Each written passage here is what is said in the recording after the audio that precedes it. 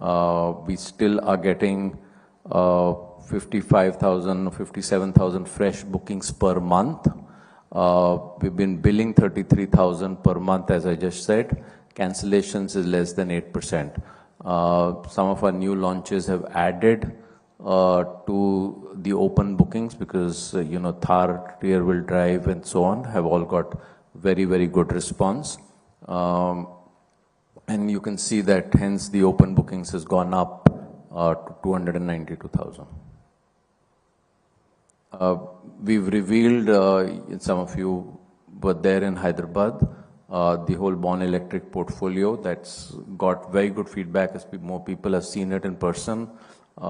These will be launched from early part of 2025 as per schedule that we put out. The programs are on schedule. These events had a reach of 65 million with views of 25 million and 2.7 million plus engagements. Moving on to LCV less than 3.5 ton, where we are a strong player, very big uptick, a strong uptick in volume. In the course of F23, we've gained 5.2 share points, which for a market leader is a very big gain in market share. We've recently launched the all-new Bolero Max pickup range, which has got very, very good feedback. We've introduced a 2-ton payload, which is a category-creating product for the first time, and many first-time segment features, including a telematics technology called IMAX, 10 feet cargo box and so on.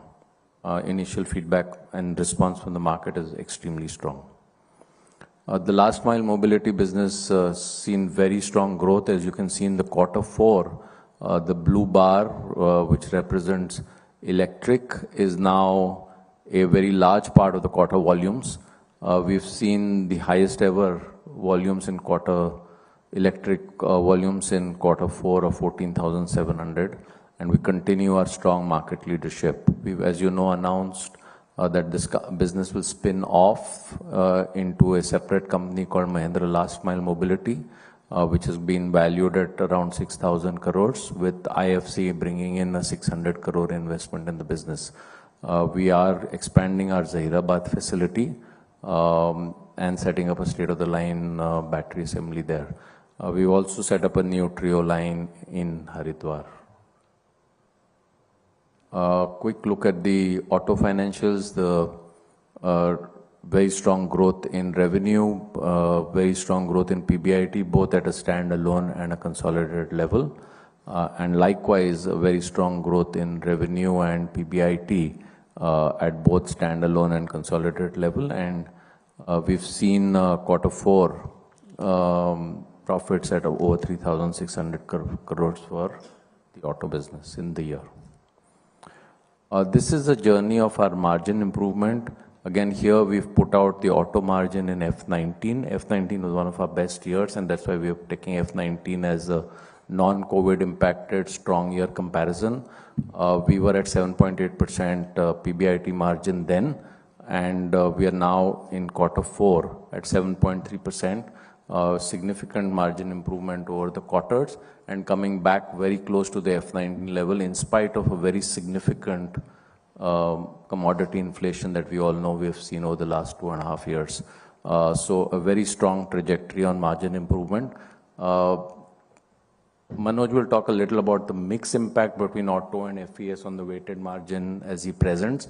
But as you can see, both FES and auto have improved the margins very strongly. I'm just going to take a couple of slides on the 3-year journey. This is the F22, F23. We can see 21,000 going to 32,000 crores revenue, PBIT of 2,000 plus crores going to 4,200 crores, and a very strong improvement in ROCE for the FES business going up to 61.6%. On the auto side, close to 60,000 crores revenue, 3,600 crores PBIT, and a very strong ROCE now of 30.9% in the auto business, which in F20 was, as you can see, close to 11%. I'm just going to cover a slide we had presented in May 21, and give you all an update on where we are on commitments that we had made in May 21 for the period 2025. So we'd said the revenue growth would be 15 to 20% CAGR and multiple other things. So here's the update. The revenue growth has been upward of 35%. We had said we'll have leadership in the SUV segment, and we've covered that already. We've been number one for the last 5 quarters. We had said we'll continue our leadership in the LCV less than 3.5 ton segment. I spoke about that. Very strong market share gain, a very strong market share gain in tractors, quantum growth in farm machinery. We're looking for much stronger growth, but already we've seen a very strong growth. In brand power study, which is an internal tracking we do through an external market research agency, we continue to be number one in the brand power in the SUV segment. We had said we'll reduce 3% cost as a percentage of revenue. That's already happened. And we've said we'll deliver an ROC of 18% plus, and you've seen it, a very strong ROC for F23 that was over 40%. So this is just to kind of say that when we make commitments, we make sure we deliver them. And these are the commitments we had made in May 21. Now, 2 years later, we are on a very good path to achieve the commitments that we had made 2 years back. What next? Just a quick, and Anish is going to spend more time on, talking about the future as a strategy. But just the key strategic imperatives on the farm equipment side, we will build a strong domestic fortress, continue to grow market share through product launches, there's some in the pipeline already, and channel expansion. We'll look at scaling farm machinery exponentially, 10 times where we are by F26, significantly grow our international business by 1.6 times by F26, pioneer significant new technologies which we think will drive transformation, many of them through IoT devices, electrification and automation, and leverage partnerships both for farm machinery and global growth and for technology solutions. On the auto side, propel ICE SUVs with cutting edge products and maintain our number one in revenue market share position. We are pioneering a new era with category creating electric SUVs. The feedback that we get as we show it to consumers, dealers, and many of you are that the kind of designs we have and the offering that we have by way of the tech pack is really going to create a category of people for whom these products will be very desirable and aspirational. And that will be the driver of the category creation. Build a strong commercial vehicle moat and maintain strong leadership. We have a very, very strong offering with our Max pickup portfolio. Go global. We are planning to scale up international operations 2.5 times from where we were by F26 and be very customer and have very customer obsessed brands. Maintain our brand power through a very differentiated brand experience and innovative omni-channel models. With that, Manoj. Thank you, Rajesh. And a very good afternoon to everyone. I'm going to run through some of the numbers. So if you look at the standalone results, a growth of about 31%. It was led by auto. Auto grew about 35% in the same period, and farm grew about 29%. If you look at the PAT before EI, a growth of 67%. In this one, what has happened is the auto profitability has increased. So if you look at a year-on-year or for same quarter last year to this year, 108% growth in auto and about 39% growth in farm on a standalone basis in terms of PAT before EI. And there are some EI elements which we took during the course of the year because of certain actions on capital allocation. So if you look at the impact for this quarter, I think it's about roughly about 430 crores of negative impact because of EI. Post that, there's still a growth of 22% in PAT before EI. If you move to the next slide on the consolidated level, I think again auto leads the way, 34% growth. Farm is about 30% growth. 2 or 3 highlights from the group companies. I think there's very good growth shown by real estate. Hospitality showed a smart uptick in revenue growth. If I look at PAT, again, auto was about 137% PAT before EI growth, and farm was about 26%. And in terms of EI at the consolidated level, there is a small positive impact during the quarter of about 37 crores because of some of the actions we took. If I look at the full year numbers, auto grew about 63% at a standalone level and farm grew about 22%. So this kind of corroborates what Rajesh was talking about. I think it's been a strong year for both auto and farm. In terms of profitability, I think auto grew about 185% during the course of the year and farm grew about 15%. And during the course of the year, we had a net negative impact of about 1200 crores because of EI, because of the various actions we took. And if I look at the consolidated, very strong performance, 121,000 plus crores of revenue, revenue growth of 34%, led by auto and farm, but also I must highlight real estate and holidays. If I look at PAT before EI, auto more than doubled profits during the course of the full year. So very strong performance. And EI is positive to the tune of about 1,500 crores for the full year. Talking about some of the subsidiaries, first is TechM, a very healthy revenue growth of 19%. However, if you see the PAT was a negative 13%. I think the year was marked by very strong deal wins, total contract value of 2.9 billion, which was won. But obviously the market demand has been softening towards the end of the year. And margins have come under pressure, and that's an improvement area for the future. If I look at Mahindra Finance, the journey continues. Disbursement growth of 80% during the year, almost 50,000 crores disbursed.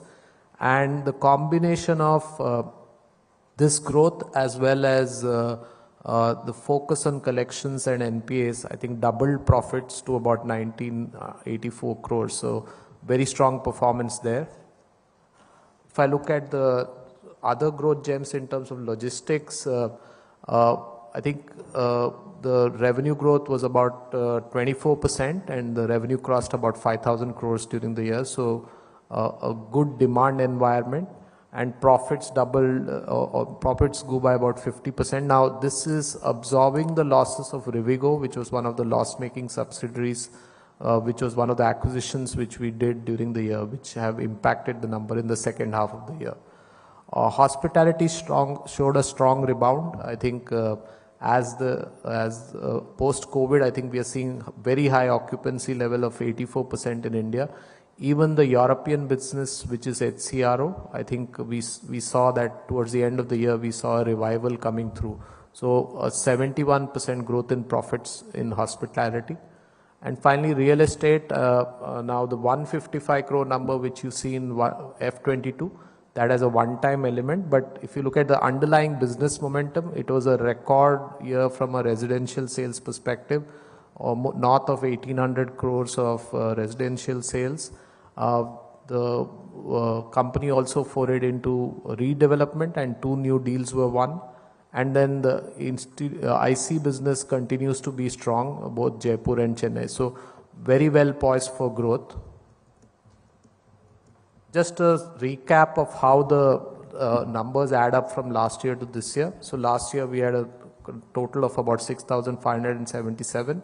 Auto and farm contributed 2,332 crores. TechM and MMFSL, the 2 big other companies which we classify as core, contributed about 286. All of it came from MMFSL. If you look at the growth gems, 64 crore positive, and then EI, we showed it separately, about 1,000 crores of EI.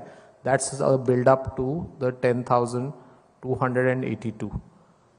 Just a quick look at cash flows for the year.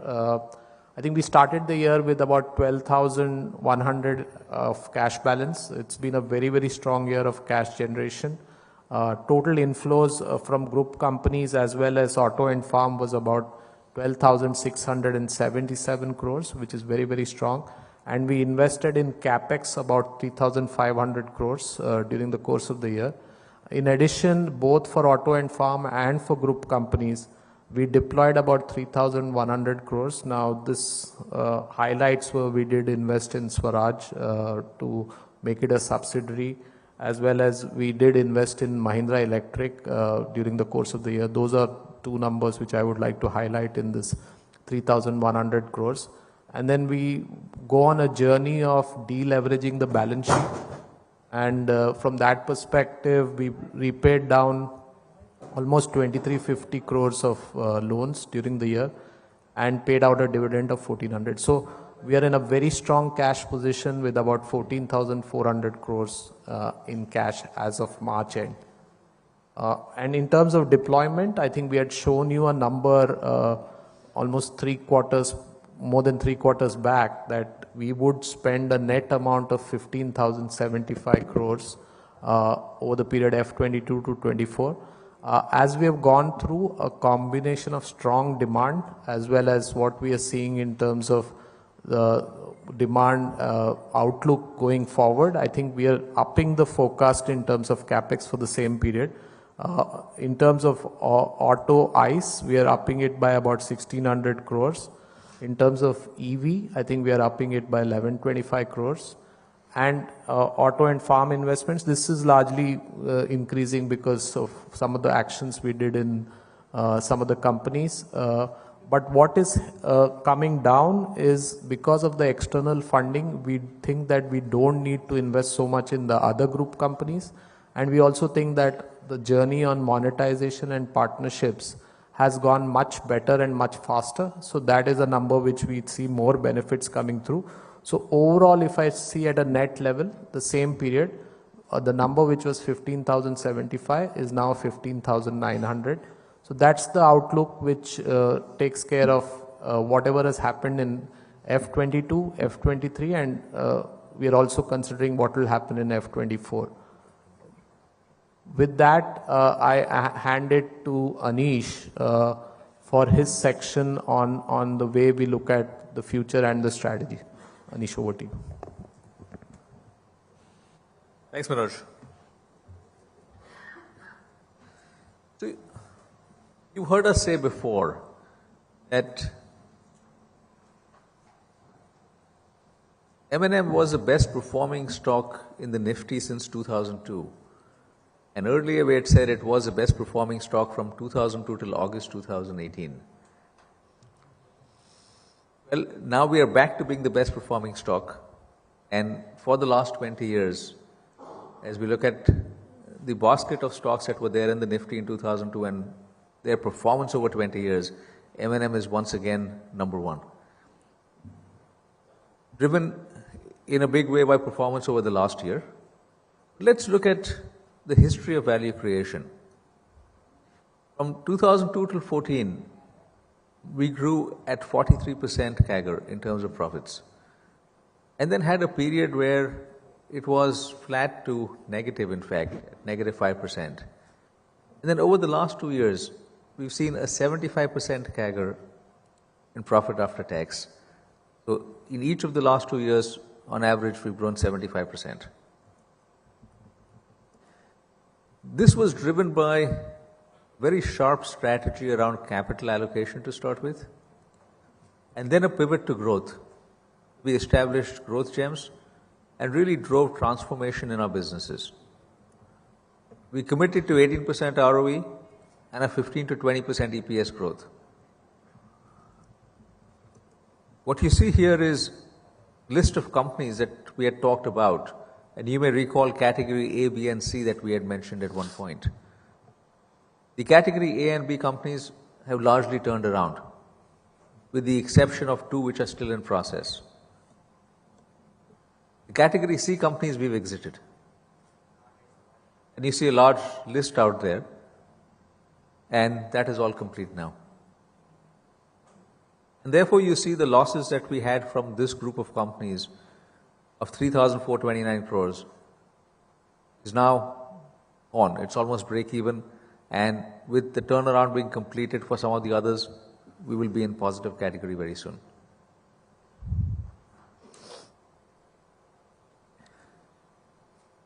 What's driven this? This is driven by transforming the core in terms of our profit uptick over the last 2 years. The auto business has seen 5 mega launches. EV has been a great story, both from a four-wheeler and a three-wheeler standpoint. And we see the UV market share or the SUV market share go up from the 13% range to 19.6%. A very significant uptick there. You see the same uptick on the farm side, where the numbers may not be as high, but going from a 39% to a 40.7% share is very significant. Mahindra Finance has gone through a huge turnaround, and we're, I would say, more than halfway through it right now, so not complete as yet. But there we've seen significant growth in disbursements and assets, and more importantly, much better and much stronger asset quality. The GNPAs have come down from 8 to 9% range to 4.5% right now, and net NPA